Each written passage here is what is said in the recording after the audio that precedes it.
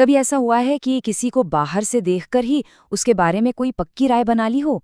आज की जो कहानी है, तोड़ने वाला पेड़, वो बिल्कुल इसी बारे में है।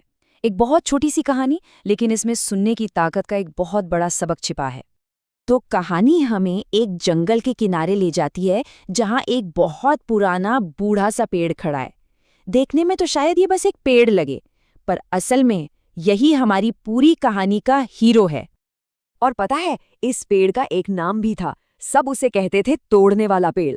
अब आप पूछेंगे क्यों? वजह ये थी कि जब भी थोड़ी सी भी हवा चलती थी ना, तो इसकी टहनियों से एक अजीब सी चर चर की आवाज आती थी, मानो ये बस अब गिरा कि तब गिरा। लेकिन यहाँ एक सवाल उठता है, क्या जो चीज बाहर से कमजोर दिख रही है वो वाकई में कमजोर होती है, या फिर उस चर्र चर्र की आवाज के पीछे कोई और ही गहरी कहानी छिपी थी? और फिर कहानी में एंट्री होती है एक लकड़हारे की। वो पेड़ की उस चर चर की आवाज को सुनता है, उसकी हिलती हुई टहनियों को देखता है और बस एक ही मिनट में अपना फैसला सुना देता है। अपनी कुल्हाड़ी उठाते हुए वो मन ही मान सोचता है, चलो आज इस बूढ़े पेड़ का किस्सा ही खत्म कर देते हैं।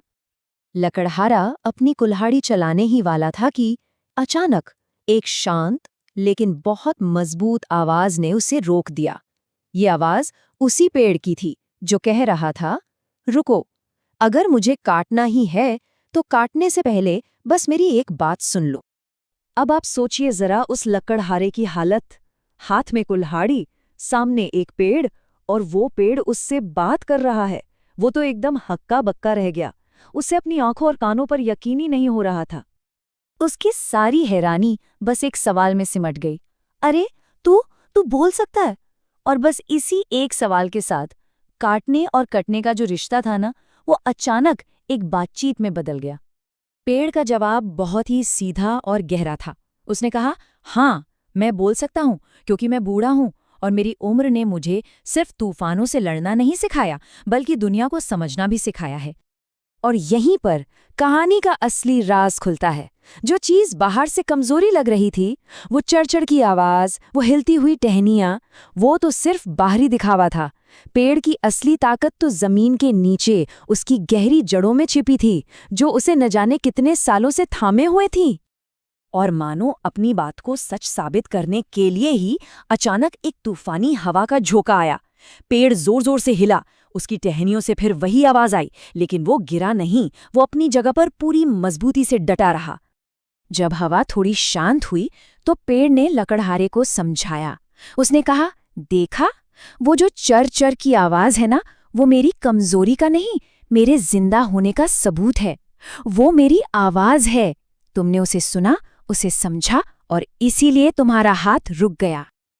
और यहीं पर वो छोटा सा पेड़ एक बहुत बड़ी बात सिखाता है। सोचिए तो, अगर हम भी फैसले सुनाने से पहले सिर्फ एक पल के लिए रुककर सामने वाले को सच में सुन लें, तो दुनिया की न जाने कितनी लड़ाइयां और कितनी गलतफहमियां यूं ही खत्म हो जाएंगी। पेड़ के शब्दों का लकड़हारे पर बहुत गहरा असर हुआ। उसे अपनी जल्दबाजी का, अपने गलत फैसले का एहसास हुआ। और फिर बिना कुछ कहे उसने चुपचाप अपनी कुल्हाड़ी नीचे रख दी। ये एक तरह की खामोश माफी थी। अब लकड़हारे की नजरों में पेड़ की पूरी पहचान ही बदल गई थी। उसने पेड़ से कहा, तुम टूटने वाले नहीं, तुम तो असल में सिखाने वाले पेड़ हो। देखिए, एक ही पल में जो कमजोरी का निशान था, वो ज्ञान का प्रतीक बन गया।